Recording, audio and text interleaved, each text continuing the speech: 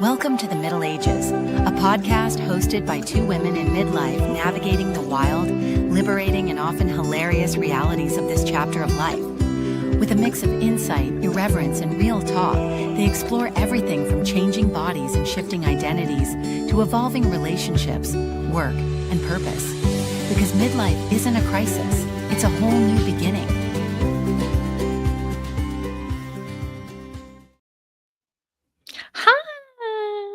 Hello, hello, hello. How are you?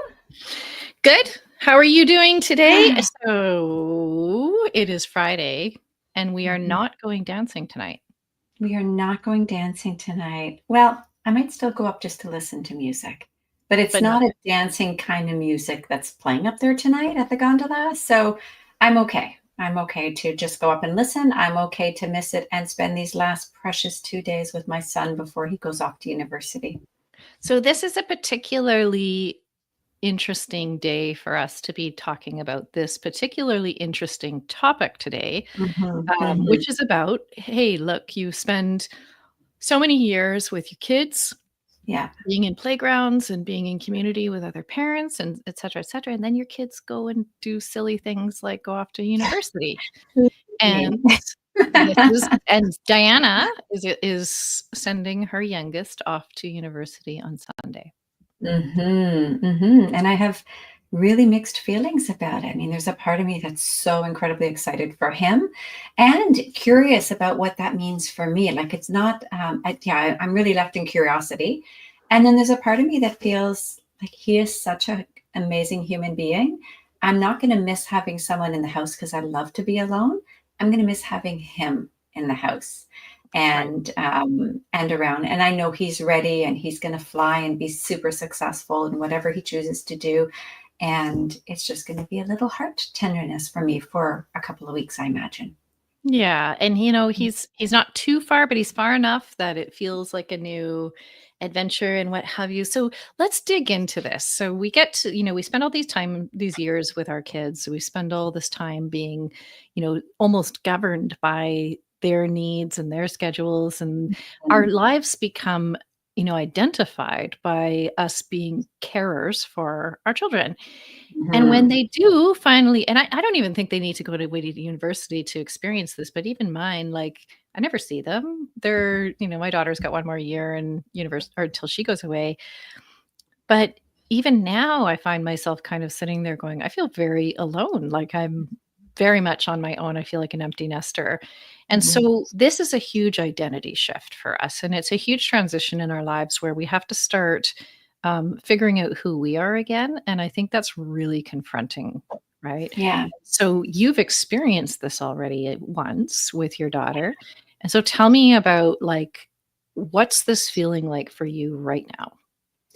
Right now, I'm feeling like those mixed feelings. I'm feeling excited for him, curious about myself, and a little sad, a little heartbroken.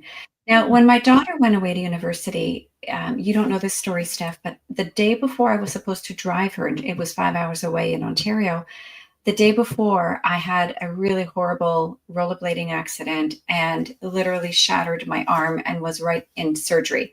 And so I wasn't available to drive her. All her stuff was packed at the front, ready to go. I wasn't available to drive her. I also was just coming out of surgery, so I didn't have the time to really feel the feels because I was like managing pain. I was post-op. I was in a really bad shape. So it was very different. That time is almost a little bit of a blur. I also was on medication for a couple of days. I do remember she didn't want to go. She wanted to stay and take care of me. And I remember convincing her to go. And I don't know if it was a setup for her. She had a really hard year. I don't know if maybe that setup, that start contributed to it. So very, very different. Now, I have experienced it, though, when I moved here from Toronto. And so, quick little recap, I moved here 4 years ago with my teenage son in time for him to start grade 10, which is when the kids in our community start high school, secondary school.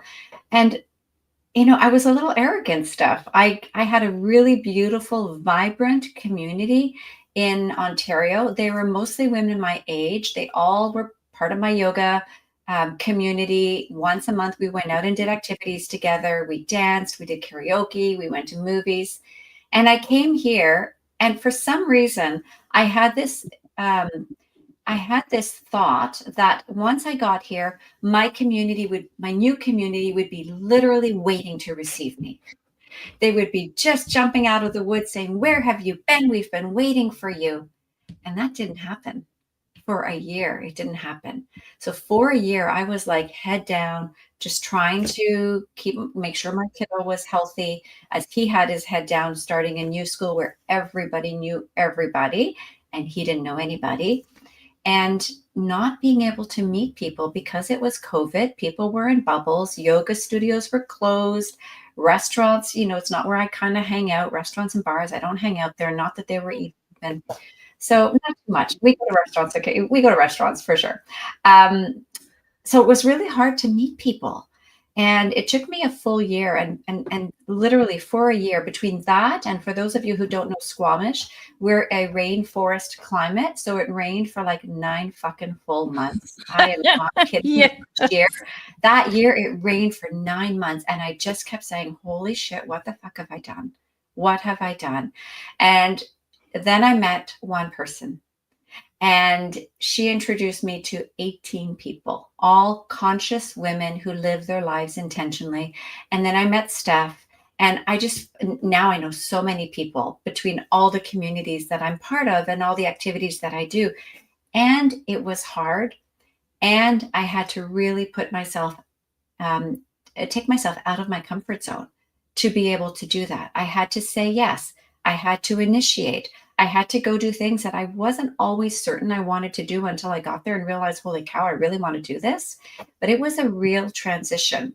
So I've kind of been in that place where I've had to find people, find ways to fill my time, find ways to find my joy and access it. And this is just another opportunity to do that. Except now I have an incredible community and I have very meaningful work. And I have a really sweet dog. So I feel like I'm going to be okay. I know I'm going to be okay. It's not a thing. I know I'm going to be okay. So so you've kind of stepped into that building new community because you moved. You've also stepped into it, at this stage in life. But for people who are going through this maybe a little bit more gradually, where one day they kind of go, oh, holy smokes, like my life's different now. Yeah.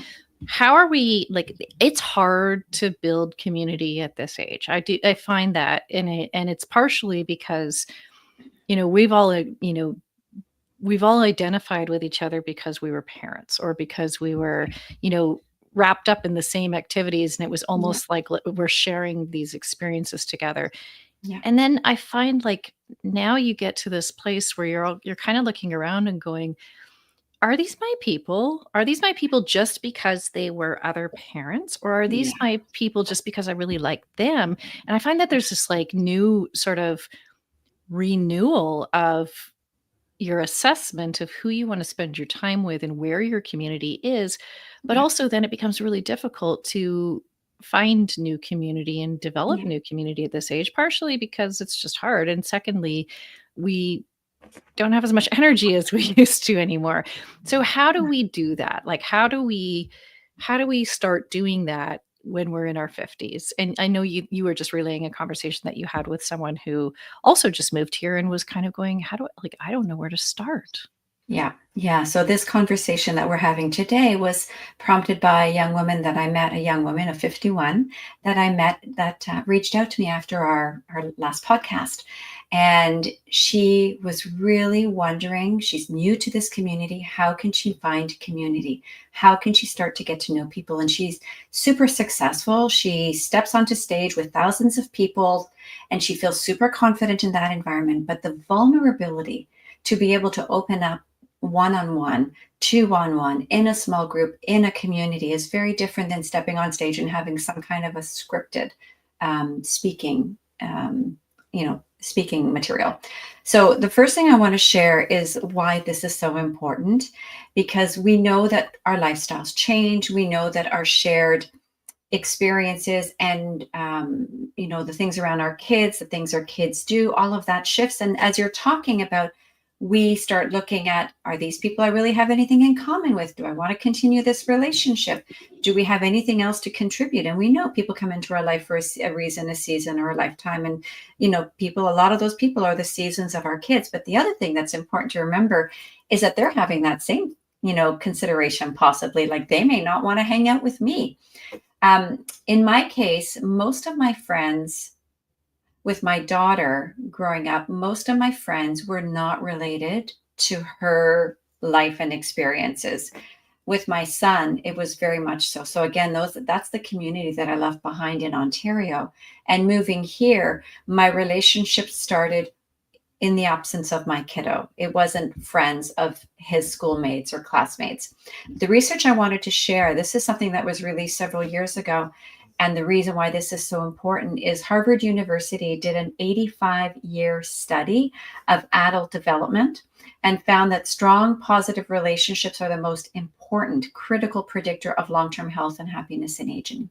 It's not money, it's not traveling, it's not even the work that we do, even if we're doing meaningful work, it's our relationships. So then the other thing I think that happens, and I don't have research on this, but as somebody who works in social skills, it's very likely that as we get older, we lose our capacity to use our social skills. Like, when we don't use them, we don't have to, because these instant people are in our lives by default because of our kids. Now we have to dig deep and figure out, how do we access these skills that haven't possibly been used since we were 4 years old on a playground. And that's why this conversation is, where is the playground for the Middle Ages? When I see that question as being less about me being in the playground playing, but also we used to meet other people as parents, because we would all be at the playground together and commiserating over whatever parenting was at that time. So what's the equivalent of meeting people at the playground at this age? And I think there's an opportunity for us to, I think this whole age is an opportunity for us to get to know ourselves again, and much better, without the cloud of your obligations. And so I think this is the chance to go back. It's almost like what we do in marketing, right? It's the chance to go back and say, well, who am I? And who are the types of people, and what kind of relationships do I want to have? I know I'm somebody who I'm an extrovert. I can talk to anybody. I like meeting people and knowing people, but I really prefer long-term, deep relationships where I can have meaningful conversations. I like those people I can connect with in that way. But I also like to, just know people and know everybody. But I know I won't put the effort and the time into a relationship where, I can't have that sort of intellectual stimulation. So knowing that about myself, where am I most likely to meet people who are that? And what kind of things do I do to serve myself as that type of person? And the chances are that your community is going to exist in those spaces, right? Yeah. Yeah. And when we talk about the new playgrounds for this age, we're talking metaphorically, places to play, places to come together in community. And we're talking literally, where's the physical location that we are going to socialize, that we are going to move our bodies, whatever it is that we're doing. And what you're talking about is also really clearly intentionality.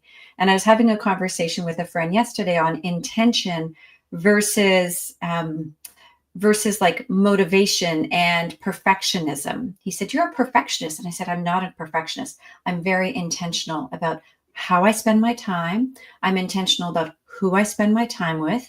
I'm intentional about what I choose to do with my time and how I want to serve in the world." So there's a big difference between intentionality, which is really the journey, not just the outcome, versus being a perfectionist, which is a motivation to be flawless and to be perfected and to, just really not make any mistakes. That's not who I want to be. So when I come into these relationships, it's very intentional, which I know you are as well, Steph. It's very intentional. And unlike you, I am not an extrovert. I can play that role really well, but I'm truly an introvert. I need time to myself. I need time to recharge. I don't need a lot of social attention or social experiences. I can take them in small doses, and then I need to recharge. So again, my intention about, so if I'm going to take those doses of social experiences, who do I specifically want to spend time with? What do I specifically want to do? And how do I want to experience these moments? And so, like Steph and I've talked about, we go dancing. And that's an intention that I set every week. We're going to go dancing, except this week because it's really not danceable music. We go dancing because it's fun, because it gets us out of our heads, because it gets us moving our bodies, because it's part of our play. So I think intentionality, because there's people, because there's live music, because there's the best dance floor in the world with a 360-degree view of mountains and ocean. And it's intention. It comes down to intention. So when you say, how do we do this? I think it's really important, like you said, to be clear about, what do you want? What lights you up? What brings you joy? What makes you feel relaxed? What makes you feel connected? These are all really important questions. For me, it's been my 25 years or so on my spiritual journey that's really given me this information, this data about myself that then lets me and encourages me and supports me in leading with intentionality. So here's the flip side to that. Okay. I want to go dancing. I know I want it. I know I like being around people. I know I like connecting with people. But some days I'm like, I just don't want to go. I'm so tired. Or I've been talking to people all day and I don't want to talk to people. I am delighted that tonight, after we're done this episode, I have nothing. I mean, I have lots to do, but I have no plans. To me, that's glorious. And that wouldn't have been the case 20 years ago. And so there's like a other element to this altogether that is like you're burned out, right? Like there's an element of burnout that you have just by being in this age, right? Like we've spent so many years just, like an octopus with our hands in every part of the garden and doing all the things and being responsible for all the things. And I only have so much energy now. And even though I'm active and I'm fit and my desire is to go out and go for a walk with you, but my body is just like, all you need to, and my brain is just like, all you need to do is rest right now. And so there's a whole other part of that. And that's not really conducive. It's funny because I crave the social atmosphere. I crave more relationships. I crave being in a place where I can just go out for dinner, and that people don't do that here, weirdly. But at the same time, I just don't want to. I want the time to just have nothing. And I find that that's sort of a new thing for me, is that I'm in a real conflict between what I want and how I feel. Yeah. I'm just going to pause there for a second and let that land, because I think a lot of people are going to relate to that. I love to act like I'm 30, 40. I feel like I have energy in the summer. I have 14 weeks off. I play all day long.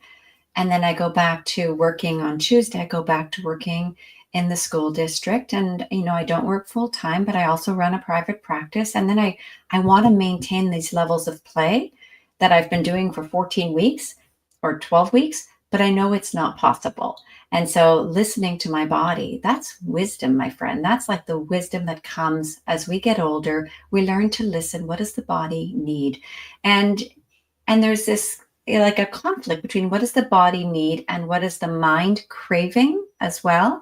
And so some days you're going to override the body's fatigue, because when you start dancing, you're going to create energy, right? I always tell my friends on the pickleball courts, like, until you start moving, you don't create energy. And they say, I'm too tired, I don't have energy. Well, you have to move to create energy. Energy is not just automatically downloaded to us. I mean, of course, we need food and we need sleep, but we move to get it. And then sometimes there's wisdom and just like, I need to chill. I just need to take a break. And I started doing that a couple of years ago on Saturdays. I do my play in the morning, my yoga, my pickleball during the school year. And then the afternoons, I've started taking naps, lying on the couch, watching a show.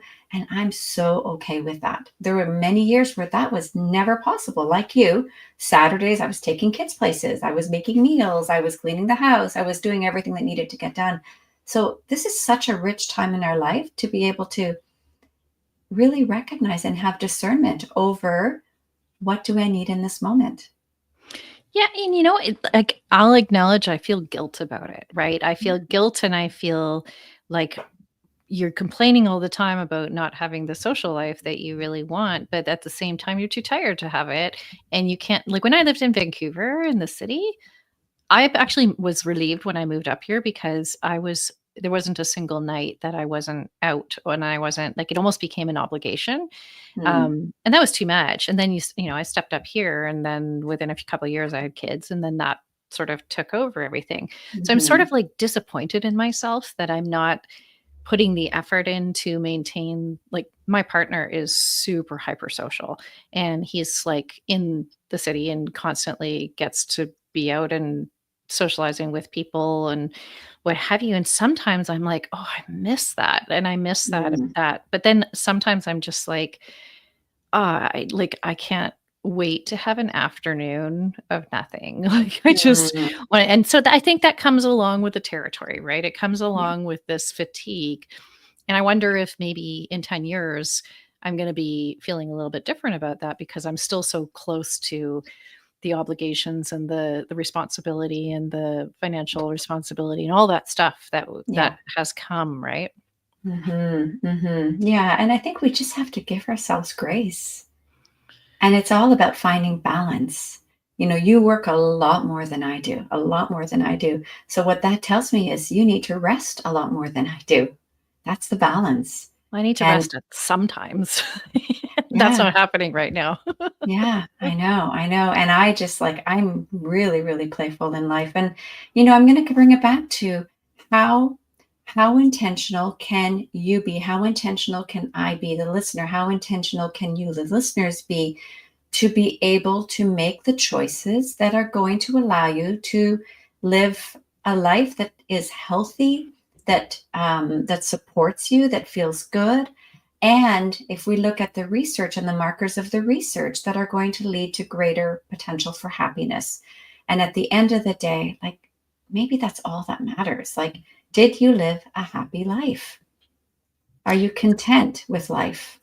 This is and this is funny because I grew up um in an environment where academics and education was, the primary thing that you focus on. Yeah, Academics, getting good grades, almost nothing else matters, right? yeah. And I had my kids and for the first many years, I was like, they just have to get good like they just have to get through school, they have to get good grades. I can't think of something else that they should do. And as I've, been parenting them and growing up with them, it's become less and less and less important to me Mhm. that what's important to me is that they find a way to be happy and that they find a way to Yes. be fulfilled and that they're always learning something. But do they have to learn something academic? Mhm. It's becoming less and less important to me. I want Mhm. them to be educated. I want them to be, smart. I want them to have lots of experiences and lots of exposure to lots of different things. But that shift, it's like a bit of friction in my life because it's what you grew up with and what you were brought up to believe. And then now I have this other belief and like it's conflict, right? But at the Mhm. end of the day, it comes back to exactly what you said is that the most important thing for my kids is that they're happy, that they are, curious, that they're feeling into whatever their life sort of wherever their life takes them. And that's a real non-traditional belief for us because we were brought up to think that your primary goal in life was to go and make money and, have a job and have lots of education. Yeah, yeah, me too. And That so was my experience, and but I do think we should flip it on to you. So you were saying your priorities that your kids be happy, and I think what you're describing at the learning is like that they grow. They're always growing, and like I hope I'm always growing. And Steph, I want you to be happy, and I want you to always be growing. And give yourself permission to not follow that bullshit rule. We talked about it last week. The rule of all that matters is success and money. Like that's how our parents imprinted us. That's the echo of our conditioning, but we can make a choice to do it differently. Nothing changes till something changes. So for those of you listening, your kids are possibly launched or maybe near launching age, going off somewhere. Instead of asking them, what are they doing? How are they doing with their grades? What are they going to do with their life? Like, oh my gosh, 18, 19-year-olds should never have to answer that question. What are you going to do with your life? Come on. And instead, like, are you happy? What are you doing that brings you joy? What are you doing that makes you feel calm? These are much more important markers of wellness and long-term longevity and health than any of the other stuff that we've just been fed as essential in our society. Good. Get a So you're job, get lots of money, do well. so you're hitting on something that's incredibly important here. And Mhm. especially for our demographic who's just sort of coming out of the parenting years. Um, Mhm. I think we have spent so long not prioritizing ourselves, and also as women, we get told not to prioritize ourselves, right? We are And also rewarded. not to know what we need. I'm Yeah, just going to throw that in. Yeah. yeah, and we are rewarded for being nice, right? When you Mhm. think about someone talking about a woman who passed away, the conversation is always, "Oh, they were so nice." So all this stuff in our parents' generation did not care for themselves. They did Mhm. not, it was shameful to have any sort of desire for something for yourself. And so we come out of this like our kids were the top priority and our spouses and keeping the household and like whatever. For me, it was working and providing for our family and whatever. So then you're confronted with this thing that we're just not used to doing. And I will Mhm. say, when you say that to me, I'm like, me happy, like, I'm happy if if I can keep food on the table, right? So that's one level of happy. But have I ever given myself permission to want something or to, Mm. to pursue something just out of desire? And I would say that that has not happened for most of my adult life, and it is only something that I am starting now to focus on and not feel guilty about it. Yeah.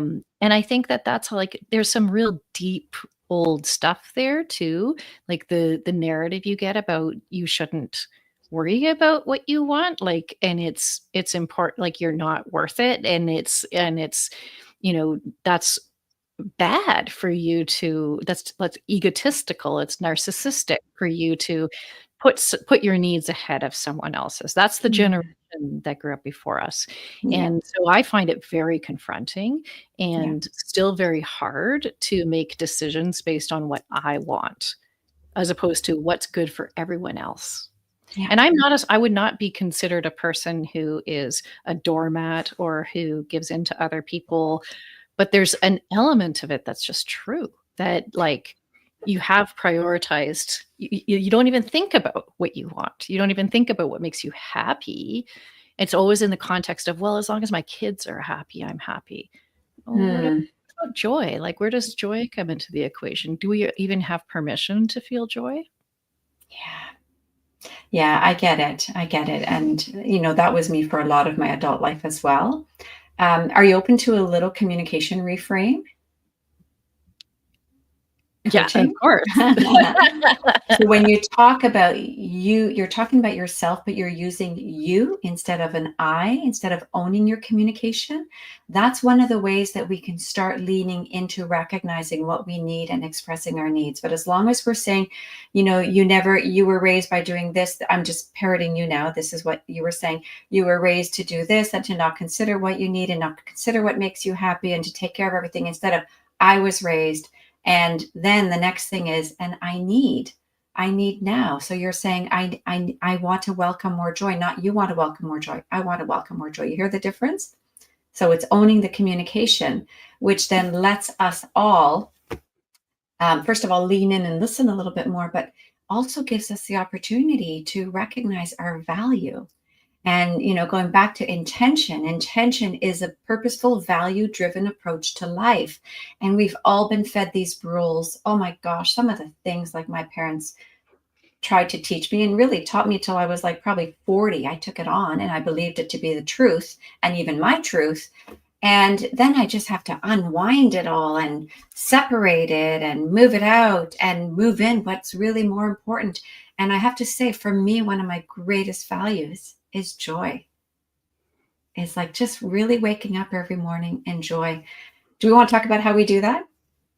Well, I would say that I'm still in the safety phase. Like that's Yeah. my Survival. number one. Yeah, I'm Yeah. still in survival and Yeah. safety. And Yeah. so it's a real mindset shift to get to joy, and it'll come. Yeah. Like Yeah. I do feel that it'll come, and it's a long process to, and so I think we have to be careful about not feeling guilty that we're not there yet, that we're not, Yeah. to be, I should be feeling joy. I need more joy. If I'm not in that stage yet, because I'm still Yeah. looking for trying to develop safety and foundation and structure, Yeah. that's okay. But like, it's good to think about it. It's good to have that intention, but it's Yeah. also good to not beat yourself up about it, that it's not quite where you're at.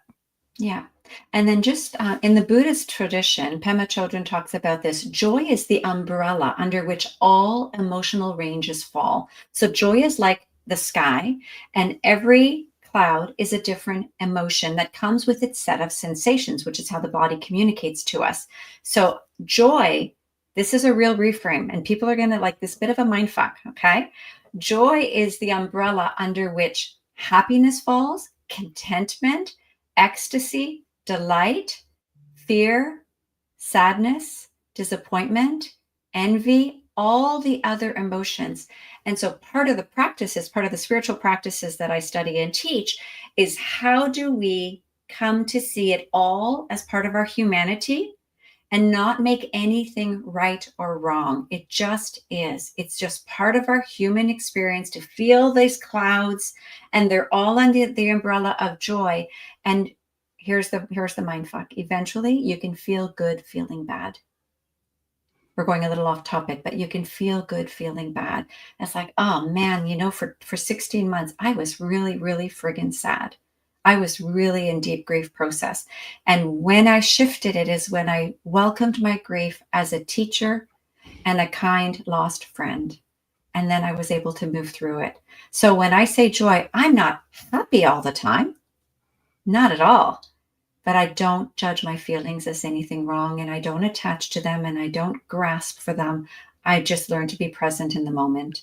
And then whatever comes through me comes through me. So getting back to our topic of a community, Yeah. so how do we know when we're in community? How do we define Mm-hmm. community? And I think that this might be variable, right? Mm-hmm. Mm-hmm. Yeah. I think it depends on like what is it that lights you up. And I think one of the important things is to lead with curiosity. Like, what am I interested in? Where could I go? What is my physical capacity to do something different? So what am I curious about?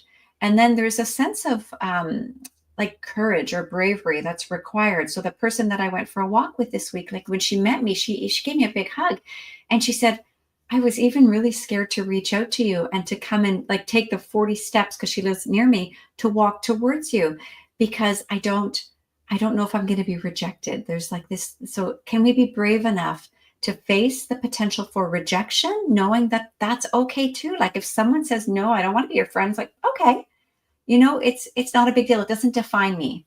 Well, first of all, they're not going to Um, say that at this age. Like, who's going to say, no, but it'll be sure, different. we'll have to It'll get be a some different wisdom. conversation. Yeah. Yeah. Yeah. But come back to, let's define what community is. Can community be one person in my life? For sure. Right. Community can be definitely one person. I think what's really important when we come to midlife is that community is about companionship, belonging, inspiration, and togetherness. And it could be one person, it could be lots of different groups, it could be one big group, it could be a group that's virtual, it could be a group that's live. And we have this incredible technology now that allows us to have virtual community across the world. So I'm doing a call in a couple of hours with a global group, and it's a global meditation, and I would call them my meditation community. So I think that it's about, if we can find companionship, inspiration, belonging, sense of togetherness with one person, we're in community. It's how you feel. I think community is about having commonality, right? So I have Mm. several different kinds of communities, and Mhm. I could be in community with one person because we have a commonality. We have something shared between us. Yeah. And so what I don't want is for everyone who's listening to be like, oh my God, I've got to get into community. I've got to be in some big group of, people who meet in a really structured way. Your community is about being able to share an experience or share a value or share an attribute with one other person, Yeah. 2 other people, and that Yeah. is community. That is about having something in common. We were part Yeah. of a community because we lived in the same neighborhood, right? Yeah. That put everybody in community with each other. Whether we liked each other or not was another thing, but we belonged. We had membership, Yeah. right?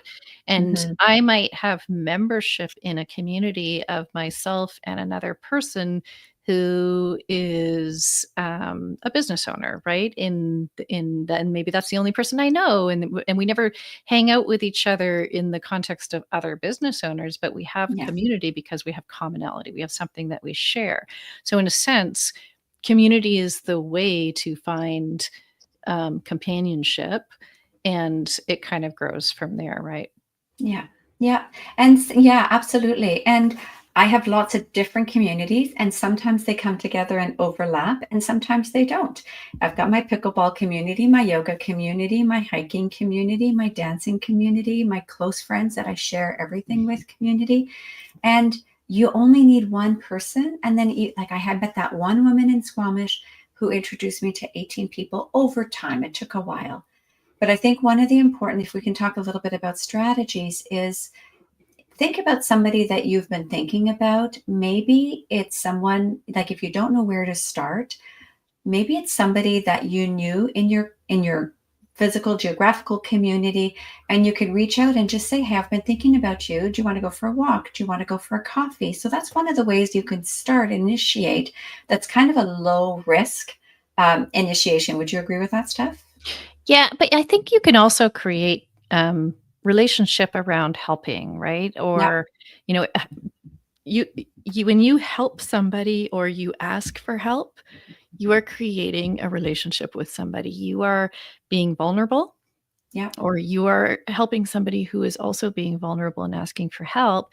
And so there are lots of different ways to do that. There are lots of Yeah. ways to think about, hey, I just noticed this person struggling to, you know, bring something up the stairs, and instead Hmm. of just walking by, I'm gonna go and I'm gonna help them, we're gonna have a conversation, right? Yeah. It doesn't have to, I don't think it has to be so structured or like Hmm. making a cold call, right? Like I equate that to, all the people in my VA community who are terrified of reaching out and a cold email or a cold call or what have you, because it feels so manufactured. But Hmm. how can you help somebody? How can you provide something you're really confident in, maybe your skills or your passions? How can you meet along those lines? Yeah. There's Shared interests, right? I think What are I your think shared interests? but I think it comes also from curiosity, right? Yeah. I've started so many conversations with people because I just saw something that they were doing or that they talked about, or I'm a little bit nosy that way. I'll just like hear somebody have a conversation. I'll be like, hey, I heard you, talking about this thing and I'm super curious about it, or I'm really interested, or I had a similar experience, and that's a nice slide in. And maybe there'll be somebody that I want to be in community with, or maybe they won't, but Hmm. no harm, no foul. Like, what did we Yeah. lose from having another engagement or connection? Yeah. So the shared interests, the commonality, I think, is the place that you can start, Hmm. but also what's the type of engagement that you want, right? Yeah.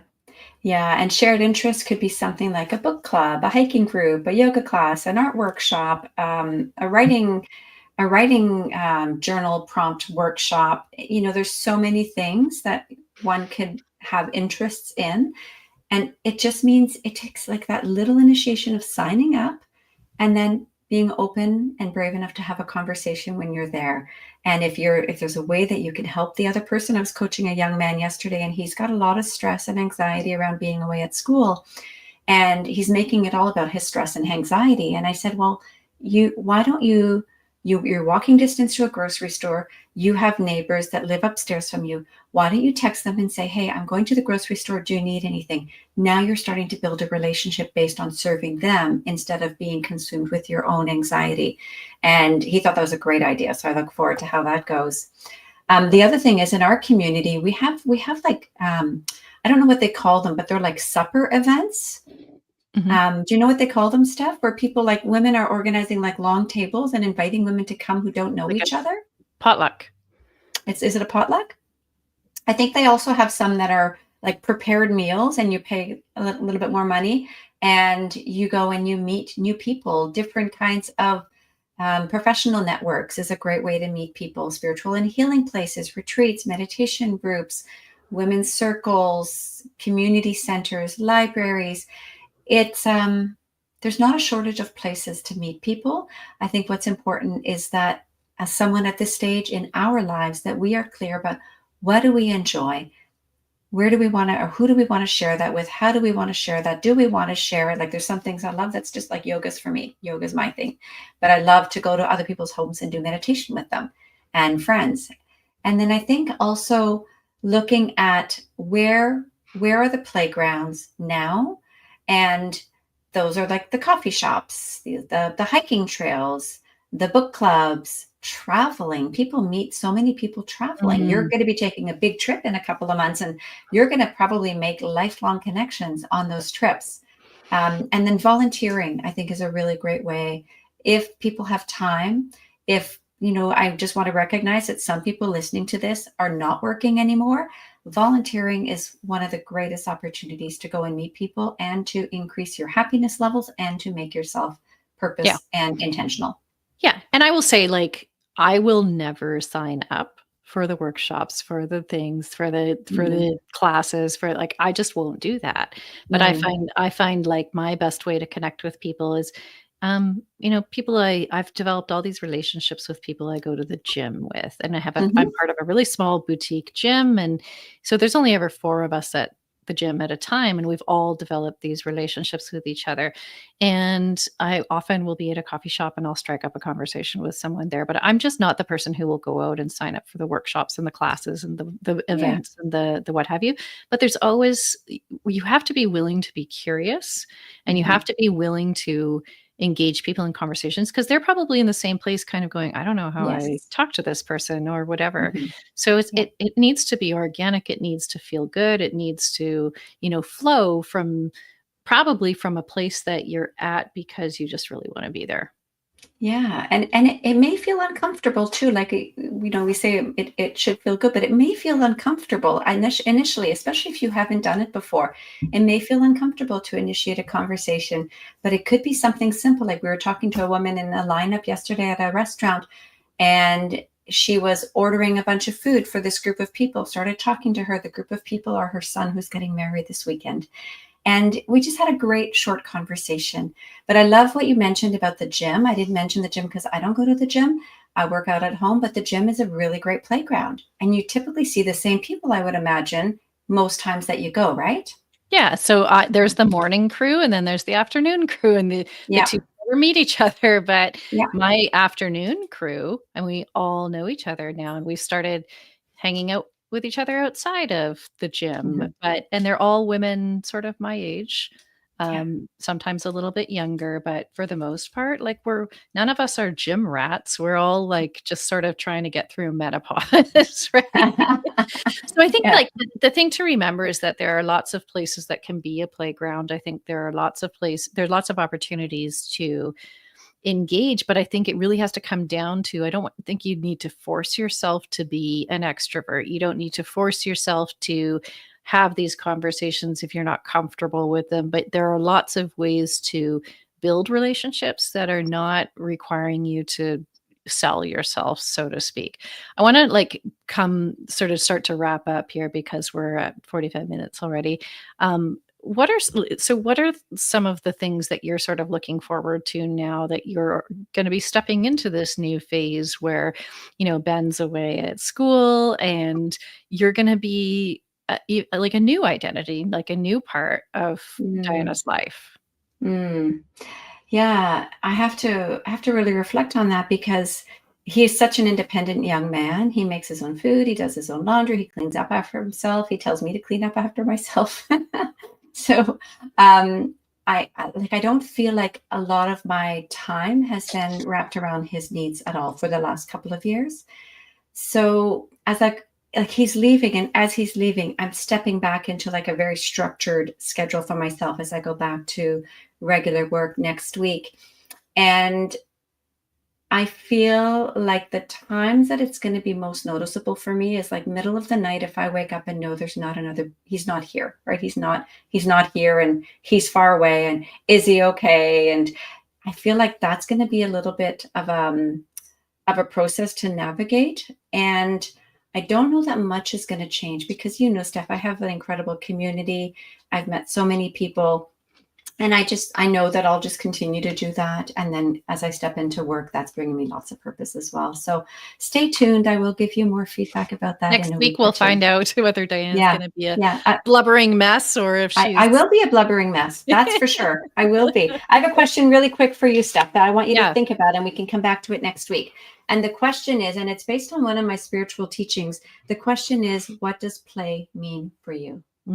That's a great topic for our next episode.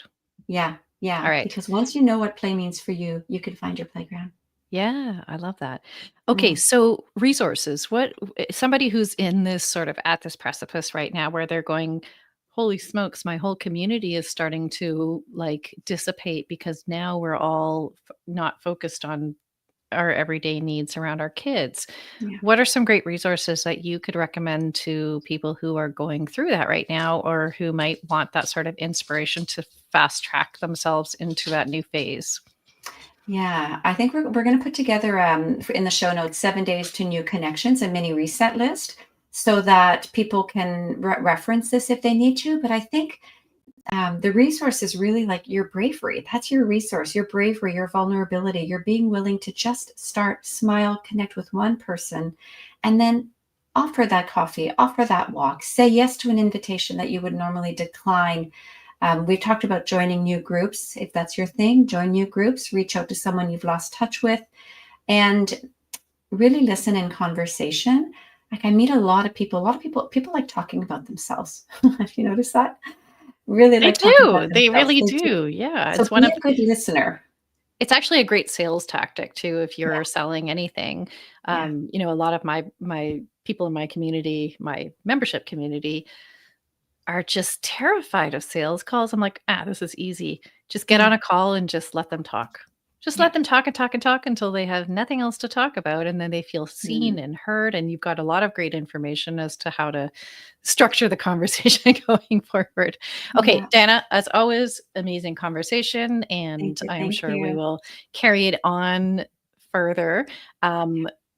If you have been listening with us, and I see that we've had a number of people live with us, hey, don't feel bad about dropping us a comment, letting us know that you're here. And if there's anything that comes up from our conversations, we'd love to carry on the dialogue in any of the channels that you're watching on. And just want to thank you for spending some time with us today and being here. And we will see you again next week at the same time and the same place for a conversation around play. All right. Play in the Middle Ages. All right. Thanks, everyone. And we'll see you next week. My mouse is not working anymore.